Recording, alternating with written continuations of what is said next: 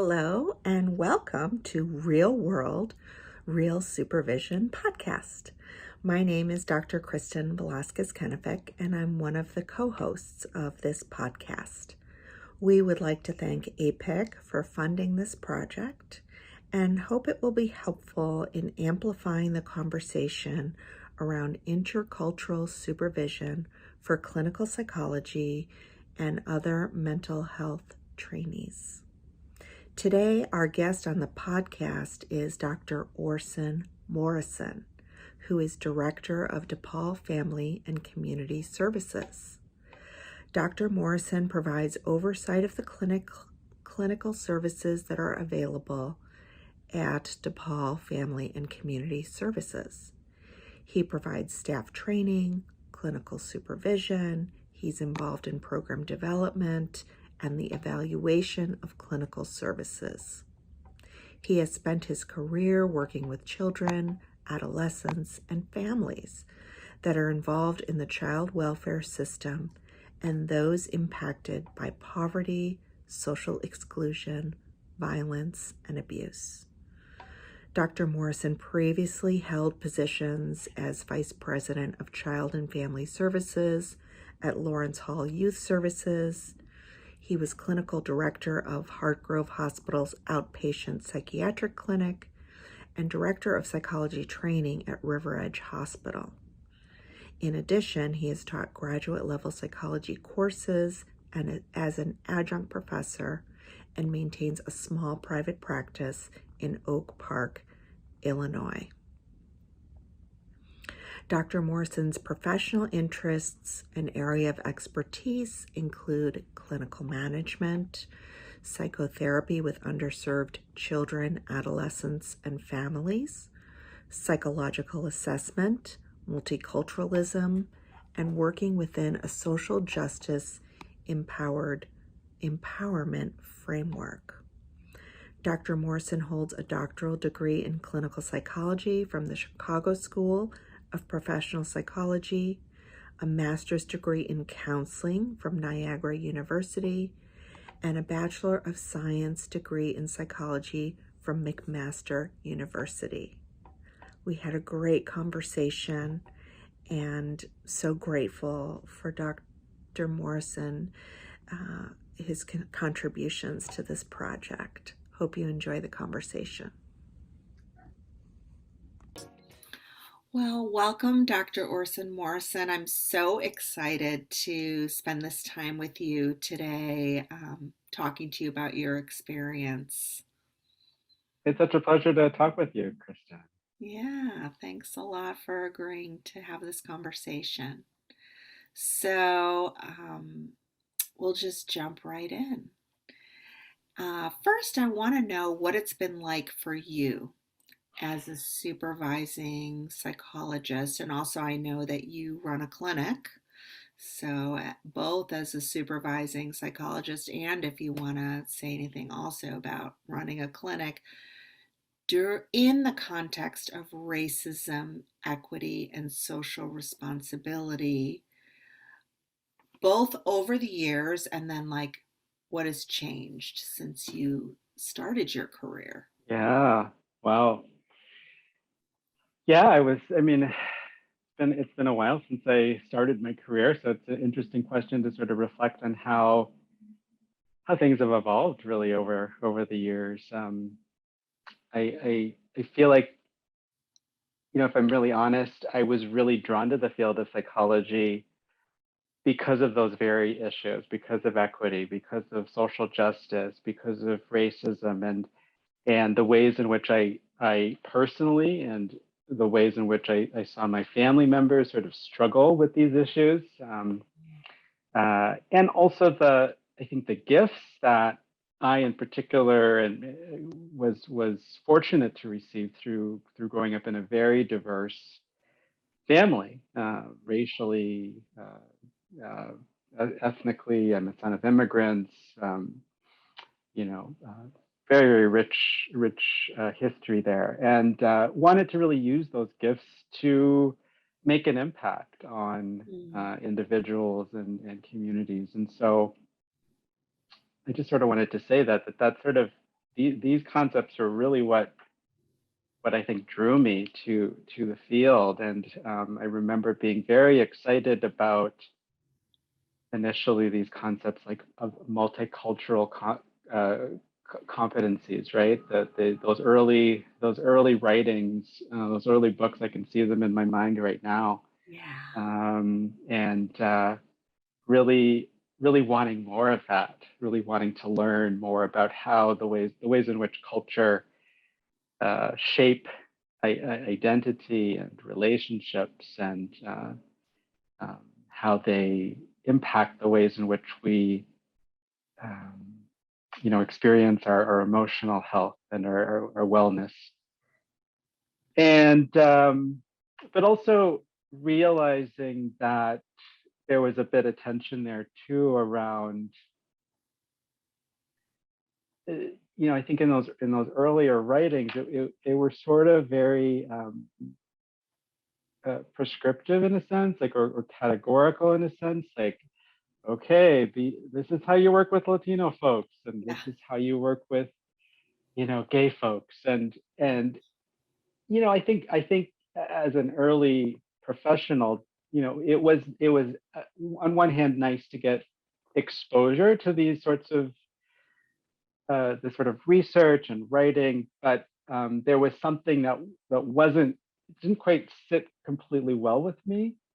And that's the part I think that has really kind of continued to evolve throughout my career, and really loving the ways in which those early researchers and those early authors really evolved their own practice around these things too. But really seeing the ways in which like concepts like anti-racism and decolonization and abolition, and how these sorts of concepts have continued to evolve and change the way I think about psychology and about supervision. And I think that's a place that's really alive right now for me in this moment, in this day, with the backdrop of everything that has happened, particularly over the last few years around really looking at the systems and structures around us in society, and really doing a lot of questioning and soul searching around what must we do with this? Like, do we tear it down and rebuild something new, or do we can what we have be salvaged and changed in some way? And so those are the real ways and sort of the things that I'm sitting with in this moment, and trying to find ways of bringing those concepts into my supervision discussions, my meetings with supervisees, and also creating kind of professional development opportunities for us to be thinking and talking about these concepts in our work. Mm-hmm. So, I mean, it's a perfect segue to another question, which is how has your work with your supervisees changed over the last couple of years? Are you doing anything different, anything new? Yeah. I guess the ways in which I've noticed change is really in terms of the ways in which I show up. That's sort of what I'm noticing more. How is racism, how is coloniality, how are these concepts alive in me? And being vulnerable and being open to sharing part of my own process in supervision around those topics and those concepts. And then also noticing points of disconnection, or the points of tension that perhaps I'm hearing in the dialogue between my supervisee and their client, and wondering, creating openings and spaces to wonder, how potentially are these concepts of racism and decolonialization, how are those concepts potentially at play here? So just doing a lot of wondering, a lot of like, how might these concepts be related to the ways in which what just happened there in that session? Like, there was a moment of disconnection, or it really sounds like you're struggling as a supervisee to know how to respond to this situation that this client is talking about. Like, could that be related to one of these bigger sort of systems level issue? Sort of stepping outside of just that individual kind of worldview for a moment. Right. I love that, creating that space. It it sounds so easy, but yet it's not always easy to do that. But I think oftentimes as supervisors, in an urban clinic, I know you're very busy, so to be able to, just pause and do that reflection and create that space is, I think, really great. Yeah. And I think particularly around these issues of racism and oppression and social justice. I mean, I think they're so emotionally laden and emotionally charged. And there's a lot of pain oftentimes associated with these concepts. But to learn how to create space and to breathe into them a little bit so that we can talk about them and we can unpack them, I think has been really another way in which I feel like my own practice has really evolved. Pairing my interest and my passion in contemplative practices with social justice and with anti-racist work as a place to we really need to be with the stuff, in order to unpack it. And if we're not able to really just slow down and take some space, the real rich, I think, learning and transformation can't occur. Yeah, I do know, that you have a strong interest, especially in like mindfulness and meditation. And do you think those practices have been helpful to you, Yeah. especially now? Oh, for sure. Absolutely. Absolutely. Yeah. I mean, I think so much of this has been like, just as an individual, like it's about survival. Like you hear these stories and you see what's going on, you experience these things directly, and you're in this tense, I'm in this tense survival mode. And so if I'm sitting with a student, a supervisee, in that place of tension, I'm not gonna be of optimal use, I think, to them in their learning and their growth. So being able to sort of sort of downregulate Mm-hmm. so that I can notice, okay, I am carrying some tension here. What's that about? Mm-hmm. Let's talk about that.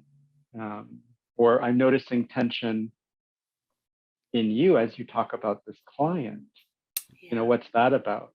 Mm-hmm. What's it like to be a white supervisee going into a predominantly African American community? So those, I really find that the whole mindfulness based approaches have really been of service to me in doing this work, and also in terms of my own self-care. Yes. Yeah.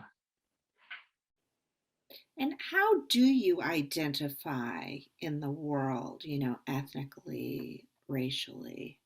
Yeah. So I do identify as a Black man of multiracial, of multi-ethnic ancestry. I identify as first generation Canadian of immigrant parents. My mother's from South Africa. My father is from Guyana. I identify as a husband, a father, Mm-hmm. a psychologist. More recently, as a healer. I feel like that's also sort of an important sort of decolonial sort of aspect of my professional identity that's emerged in recent years. Just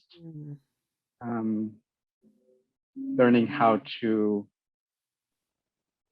reconnect with other sort of ancestral ways of healing and being well, Yeah.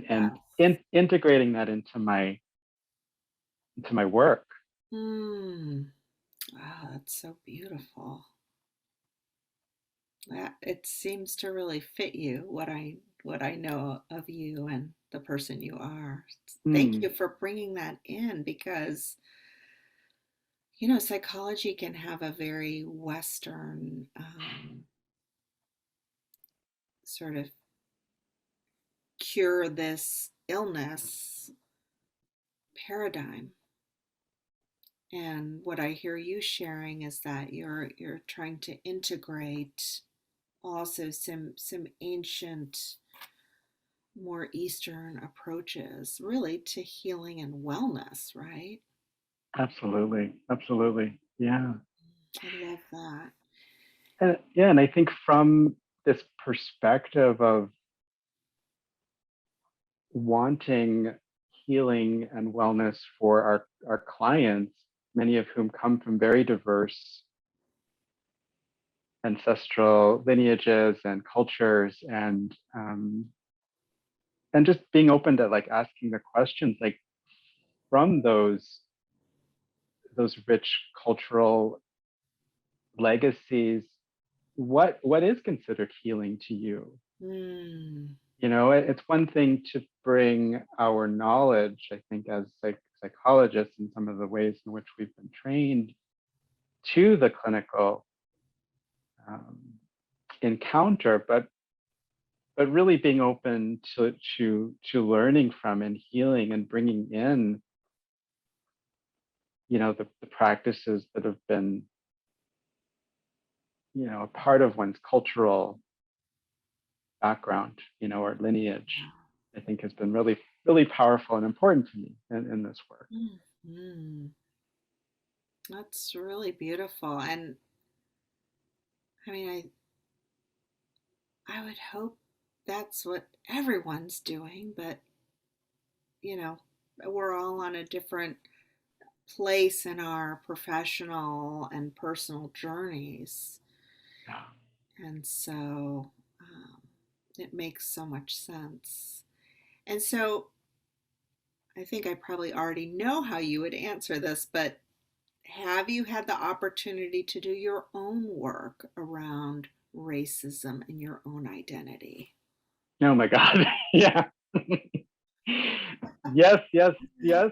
And it's definitely an ongoing lifelong process for sure. I mean, Mhm. um, I mentioned previously that I'm the son of immigrants.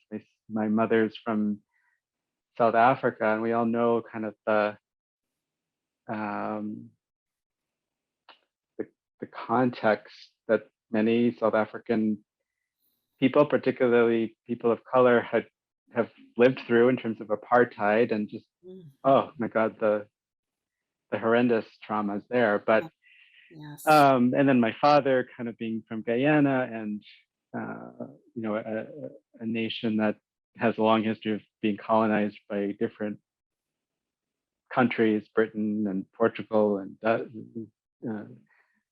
Dutch colonizers, et cetera. And so I think my own personal process is really being open to looking at how those two sort of multi-generational processes have impacted who I've become in the world, and so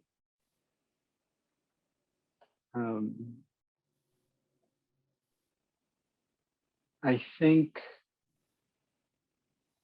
finding my voice as a person of color, as a supervisor, as a psychologist, and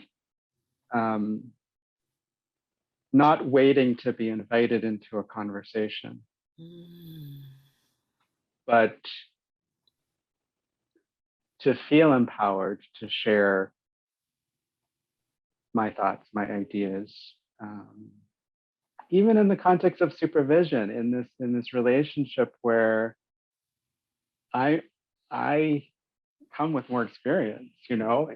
It's interesting just how reflecting on the ways in which I've grown in this area over the years. Yeah. Yeah.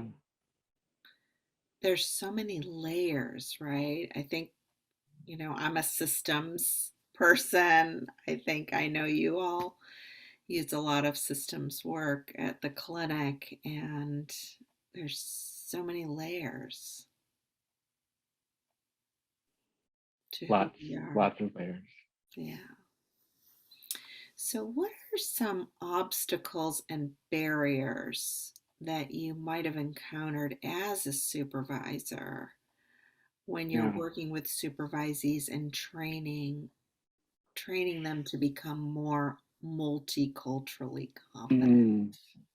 Yeah. I guess what's coming to mind is just the lack of elders, the lack of models for me as a supervisor of color, kind of growing up in this profession. And I definitely have had some people in my life that have been really instrumental in helping me become the professional that I am now. But in specific reference to this question around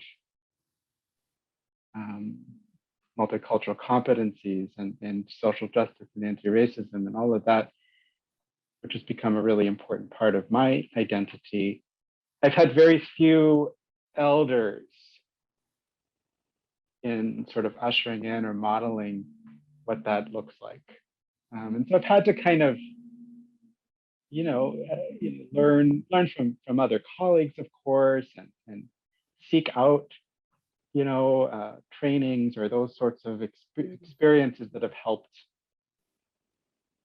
create spaces for me to evolve. So that's one thing that comes to mind. I also feel like,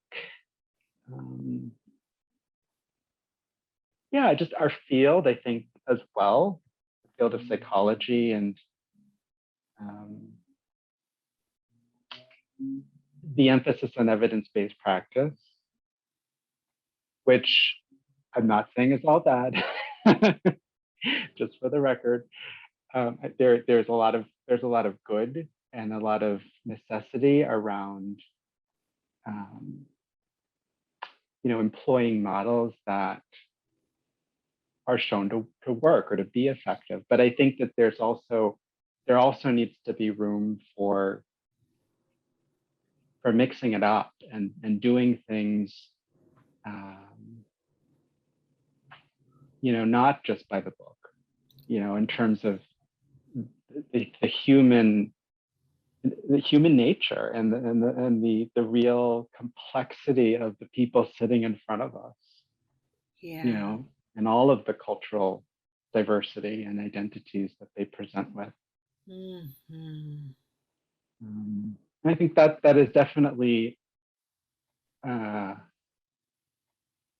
point of tension, or just it's very nuanced in terms of how to create opportunities for learning, particularly with a student around those things. Students are often coming in really wanting the curriculum. They want this is how you do it. Yeah. And this is what I'm going to say. And, I get that, but then also kind of teaching them how to mix things up and to change and to adapt based upon the person that's in front of you. Right. I mean, that is such an important point. And I hope that our field comes with more openness around this issue in particular, because we know no two clients are the same. So you can have a sort of a manualized treatment, but how it works with client A is not how it's going to work with client B. So then what? If you're imposing something, but there's a cultural value. I think of something as simple as, like, in some cultures, it's not respectful to have eye contact, right? And just thinking, like, I don't know, I'm just off the top of my head doing EMDR or something. I don't know. I'm not trained in EMDR, but I'd be so curious. Like, well, is there something that you do ahead of time to kind of get someone ready for that? Right. You can't just assume, oh, everybody's going to be open to this. Right. So, yeah. So it is complex to be a supervisor. Absolutely. So what is working? I mean, what are some things that you've been doing? I mean, you've already shared some already, creating that space and managing Yeah. your own sort of reactivity. Are there other things you want to share? Yeah. I mean, I think that what immediately comes to mind is just this concept of collective learning and collective healing, really to create opportunities, I think, both for our supervisees as well as for our clients to do this work together. I feel like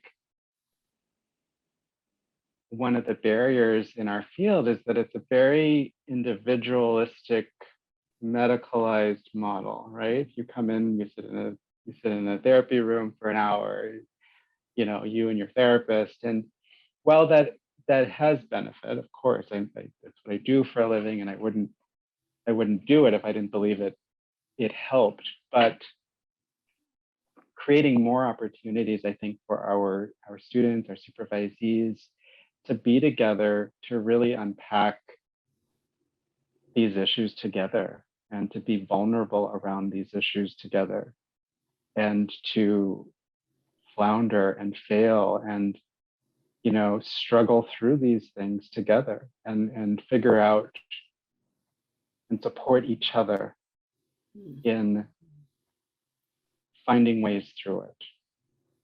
When memory that I have, maybe about 5 or 6 years ago, we did a training with our student group. And I thought, okay, I'm going to start this in circle. And I'm going to ask everybody to go around the circle and share one experience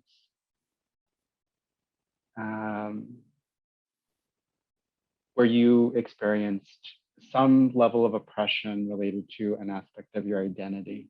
Mm. And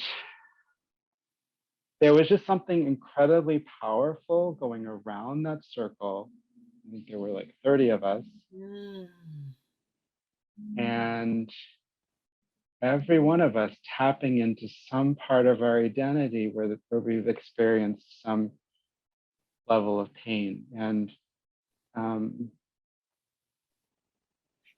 just bringing, I think, greater empathy and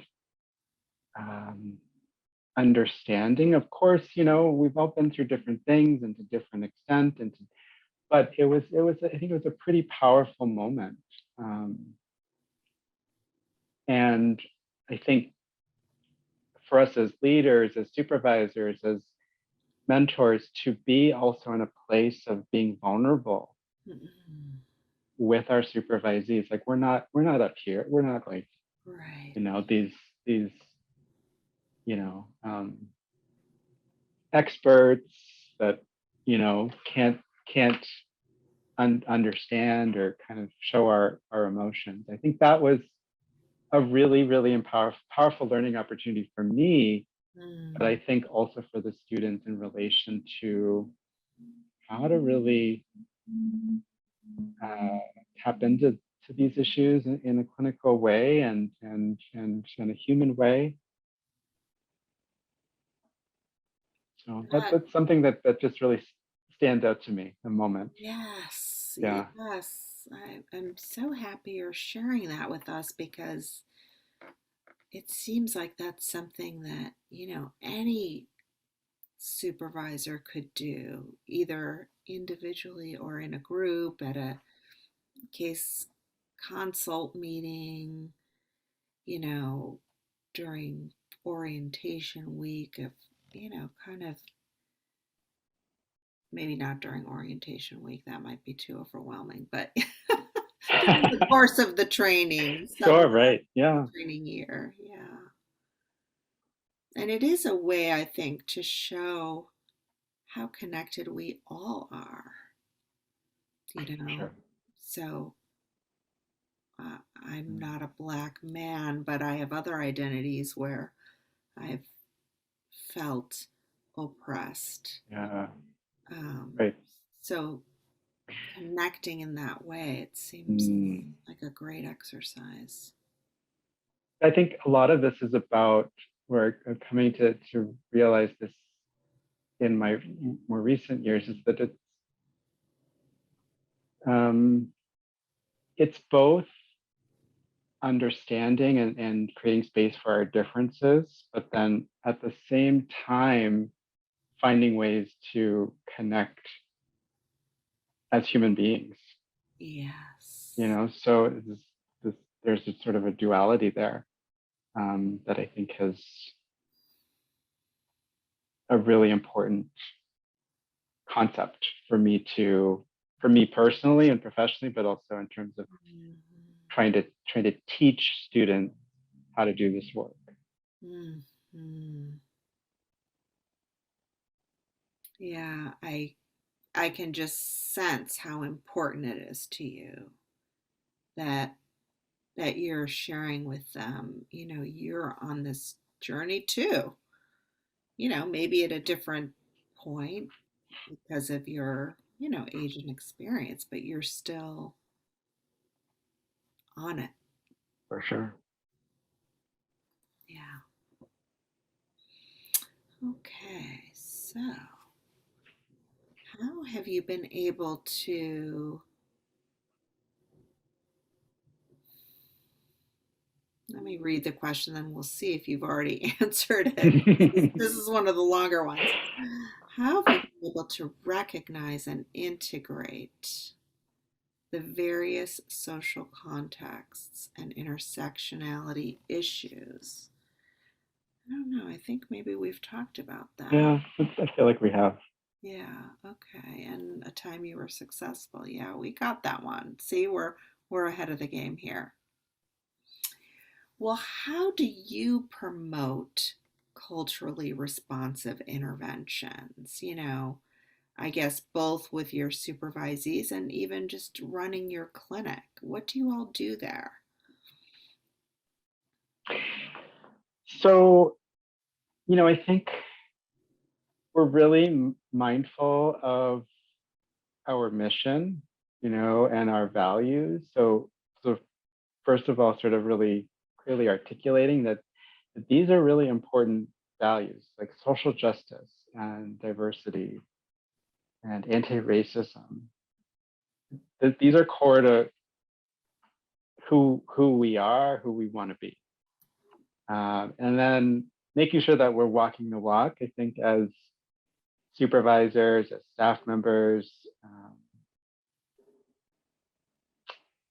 and that shows up in different ways. It shows up in how we uh, how we work individually with clients, how we create community with each other. I think as a team, I think I think also committing to training, regular training, ongoing training, moments that we can come together as a team and discuss and be vulnerable with each other around these issues. We do have a committee that is specifically charged with helping to craft and create experiences for our team around these issues. So it's a multidisciplinary team. We have some faculty, we have staff, we have students on the committee, and each year they plan a series of experiences for our entire team around a particular topic. Mm-hmm. And we explore those issues from the personal to the clinical, to the systems, to the community, to the policy, to the advocacy. So we really try to unpack this one topic through all of these different areas. And that, I think, has been a really rich framework for us. Mm-hmm. What topic are you doing this year? We have been on, actually, we're going into year 2 of this topic. It's such a broad topic of decolonization in mental health. So we did part 1 last year, and we're sort of we left the year, I think, feeling like there's so much more. Yeah. So I think we're going to just continue on throughout this year on that topic. Yeah. Well, I know Dr. Cynthia Langtu will want to talk to you because she's kind of heading up the curriculum committee at the Chicago School of Professional Psychology to try to decolonize the curriculum. Wow. So That's great. I'm going to tell her to come have coffee with you. Yeah, I would love to hear more about that. Yeah, yeah. But I think what's really coming to me, Orson, as you're sharing all of these reflections, what's coming to me is that this is an ongoing process, both for you and your team. So it's not like you just go to a conference once and you get it, and then you go do it, or you read one book, or you take one class. It's that you're all deeply committed to embodying this mission of social responsibility. I don't know if you'd use the term anti-racist, We do. decolonizing the practices. Exactly right. It is clearly for me a process, a lifelong process of embodying and of failing and learning and growing and, yeah, it is certainly a process. Right. And also not to let's just say, a misstep or a failure stop us, right? Absolutely not. No. But as a reframing it as a potential learning opportunity or moment of growth. Right. Right. That makes so much sense. Can you call to mind any examples, and of course, de-identifying, because if any of your supervisees listen to this, we wouldn't want them to be identifiable, but just maybe an example of a time where you worked with a supervisee around something that was coming up, and um, you saw them be able to translate kind of their awareness of some of these issues into, more culturally competent practice. Hmm.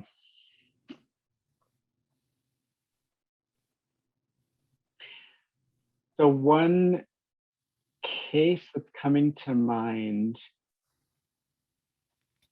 is a high school aged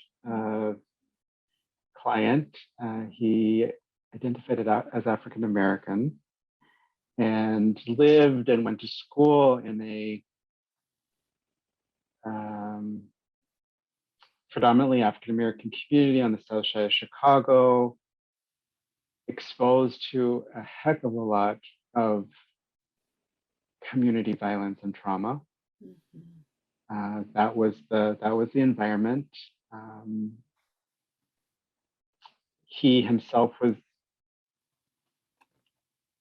strongly encouraged to become a member of a gang. And I was supervising a white woman who, yeah, I think just had a lot of initial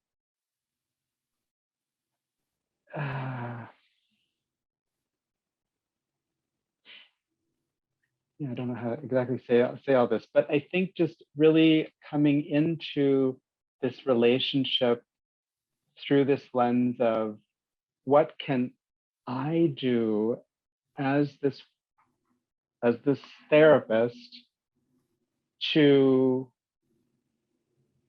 make this all better. I guess that's sort of the theme, right? That Right. I had to sort of support her through, and gradually, bit by bit, trying to open up conversation around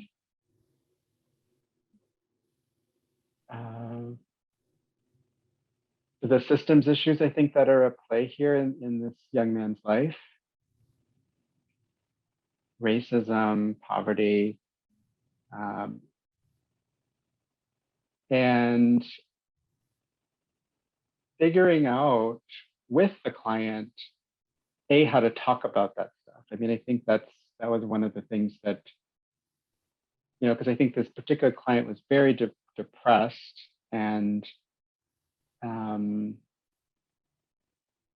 almost had a sort of this internalized self-blame in terms of not being able to be successful in those sorts of things. But to really help this client look at all the other factors around him that were contributing to the location of this issue is not something that was internal to this client. Yes. And it was not something that was going to be resolved using, I don't know, some depression curriculum. These are issues that are systemic, Yeah. and reframing the ways in which she approached these these issues, having to step outside of the therapy frame and maybe talk with the school about, what can we do as a school here around these issues. So that's just one thing that came to mind in terms of like shifting the focus a bit from the individual to the systems, but then also kind of helping this supervisee really shift the way in which she views her role as, this person that sort of comes in and fixes this depression. Yeah. Versus I'm going to kind of convene these people in this building and we're going to maybe have a conversation about what's going on in the community. Yeah. And maybe as a community, we can plan something, have you know, a community provider fair where we bring in other people and other resources in the community and other people who are committed to ending community violence in this neighborhood. Like Yes. maybe that's what we need to do. Right. It's really helping to create change on that systems level. Right. So some of psychology is so individually focused, and yet we see with the murder of George Floyd and all the other Black and brown people, really this has been happening for centuries, right? We're living on stolen land. It's not a new problem, but there's, I think, a heightened awareness now that, okay, something has gone over the line, or maybe it's just the technology now can capture it so that it's available to a wider audience to witness. For sure. But it's just a great example of, I often think to myself, I probably I should have done community psych. I don't think I knew what that was. I just, Absolutely. I agree. Yeah. I was I like, feel oh, I want to be similarly. a psychologist, so I'll go to Yeah. clinical psych. But I think those of us who come from more communal cultures um, Yeah. often wonder, what else can we do here besides these more one-on-one interventions? Mm. Right. And what does the system, what are the barriers in the system too that prevent us from doing those things? Like the fact that we have to bill Medicaid or that we have to, bill this insurance for this 1 hour of this or 1 hour of that, or when we may just need to like plan a fair, like with community partners and have the kids, anyways, it just, Right, which is yeah, not billable, right. but could decrease the number of people coming in for Yeah, individual therapy. right. It's Absolutely. Yeah. primary prevention. Right, okay. We're on the same page. So I know you're going to like this next question, but as a clinician, a supervisor, a head of a clinic, how do you take care of yourself? And what do you do specifically? What do you recommend to your supervisees and your staff? Mm. We know that we have to prevent the burnout, right? Yeah, for sure. I mean, I think I have a lot of different strategies that I've over the years have found work for me. I feel like having a community has been incredibly important. I've been really intentional about, as a person of color, creating community with other BIPOC folks, having a space where I can just unpack all of that stuff, the day-to-day struggles and challenges, and also the good things and the wonderful things that come with being a person of color as well. I have a personal mindfulness practice where I, spend time daily taking time to pause. I love cooking. I love being in the garden. And in recent years, I've developed an ancestral reverence practice too. It's sort of more of a spiritual practice, but just I think also fits with very much the path that I'm on around decolonization and healing and recognizing the ways in which the stories of my ancestors are so important in my own wellness, and figuring out a way to nurture that. That's so beautiful. I mean, is that something you just started doing for yourself, or did you read about it or hear about it? I did take a course, a workshop that initially exposed me to the concept of ancestral reverence, and of course, it's not a new concept. It's a practice that has been widely valued and utilized across many cultures, in the world. And for me, it's really about reclaiming and relearning the practices of my particular ancestries, like my West African ancestors and my my Asian, South Asian, and East Asian ancestors. Like, what are the practices that my peoples used to use as a way to be well and be connected. So it was definitely came out of that desire.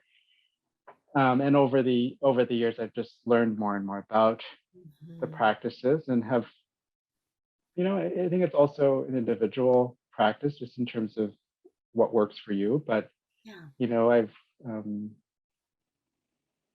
I also lost my father last year, so that it's also a way of metabolizing, I think, some of my grief around that. Oh, sure. Staying kind of close and connected to him. Yeah.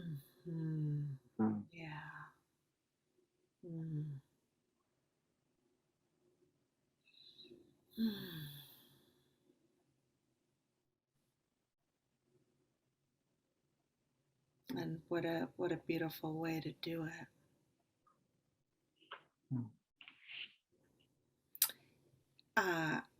Are there any of those traditions you want to share with us today? Anything that you have learned about what practices your ancestors used to be well or for healing? Sure. I mean, I feel like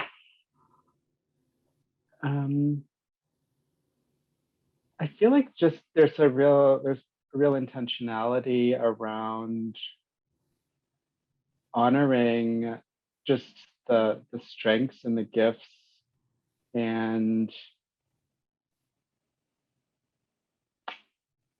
what they brought to the world, and recognizing that those are things that are in me, or at least they're part of me in some way, and they may not show up in the same ways, but I think, so just it's simple thing. I have a like an ancestral altar in my home, and I light a candle every day, and I maybe put a cup of coffee on the table or a little bit of food, and um, or maybe I'm struggling with something, and I'll, in the morning, I'll set an intention when I go and I light the candle, like just asking for a little bit of support. And yeah, those sorts of things. It doesn't look the same on a day-to-day basis. It's sort of very organic in the way in which it's a relationship, and so relationships, I think, are complex.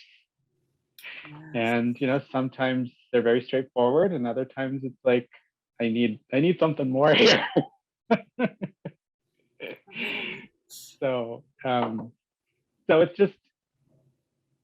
it's an engagement, it's a relationship, it's one that's evolving.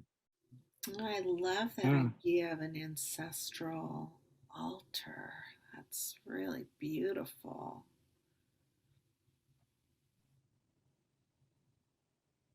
Yeah, I can see how that would be such a source of strength to have that visual representation.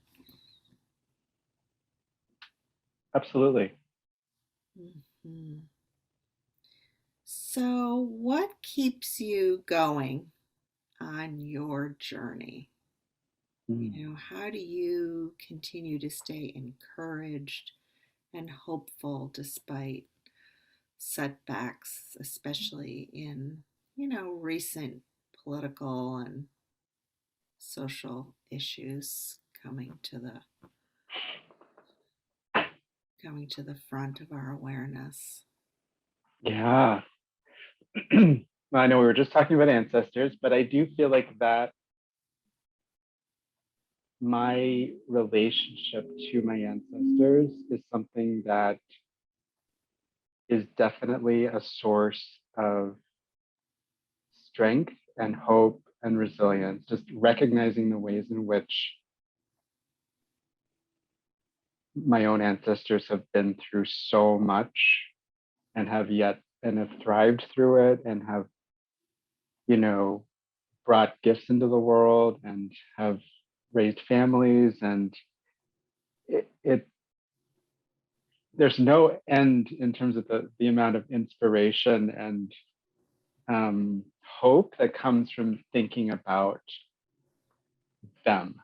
Mm. So that's huge. Hmm. Um, I think just also being a father and just having two kids, and Mm. recognizing and seeing the world that they're growing up in, and wanting to, do my part in whatever way I can to, create a world or help transform this world, whether it just be on my block. Like, it's a small part of the whole picture, of course, but um, yeah, they keep me going as well. Yeah, like start where you are, right? Yeah, Because right. sometimes it's so overwhelming. Like you hear about, this or that in another place of the world, and you're thinking, oh my gosh.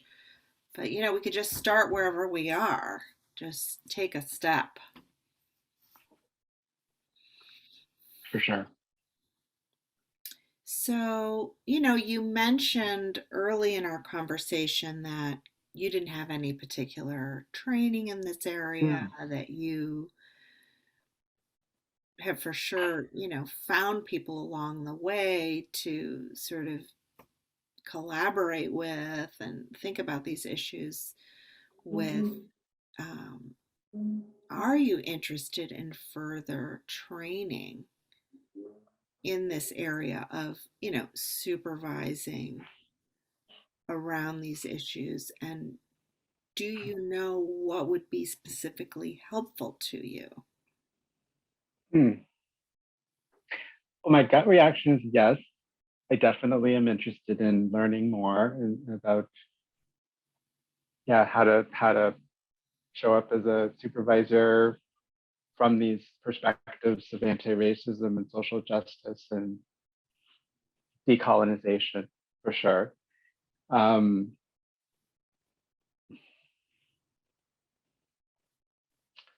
I'm not sure what I really need around it at Yeah. this point. I do.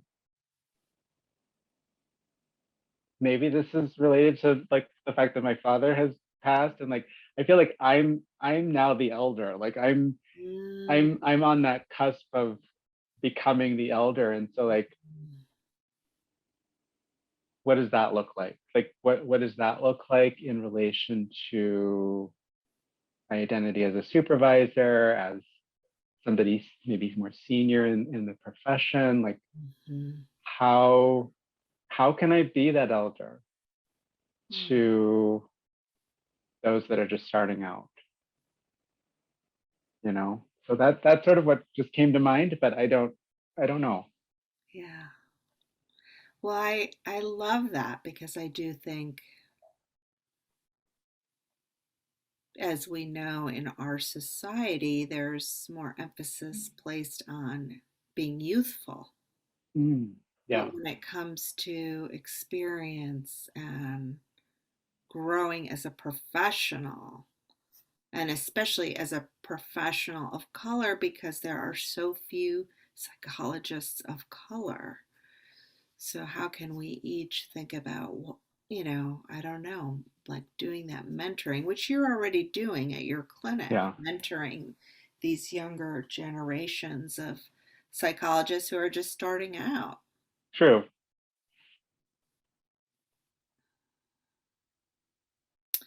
Is there anything else we didn't talk about that you wanted to share? Like, oh, I wish she had asked me about this. I don't know. I feel like I think we covered it all. I mean, at least the things that I sort of wanted to say. I felt Okay, like I said it. great. Well, I Yeah, appreciate you spending this time with me. I learned a lot, and I'm just so excited to, keep this conversation going.